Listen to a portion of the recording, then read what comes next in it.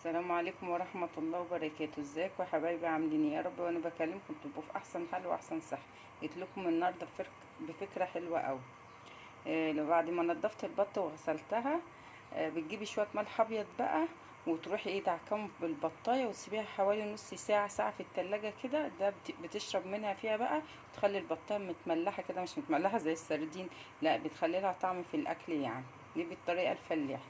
بعد كده بنشطفه حلو قوي، نشطف البطايه حلو ونولع الفرن، وتحطيها في صينيه منها فيها كده، بتسيبها هي بتسلي وبتتحمر، بتنزل بقى الدهون الزياده.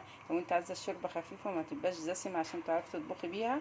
وتاني حاجه بتشيل اي ريحه زفاره دم، اي حاجه بتنشفها لك، بتبقى بالمنظر الجميل اللي انتوا شايفينها ده. وبعد كده بحط بقى العوازل بتاعتها والميه تغلي، وبس كده هتاكلي احلى بط في حياتك. بتطلعي بقى بتحمريها تاني برضو بعد ما تنشليها وتسيبيها تتصفى، بتحمريها تاني. هنرش عليها بقى شويه فلفل اسمر وغطي الحله. ما تنسونيش بقى في اللايك، ولو فكره عجبتكم تقولولي.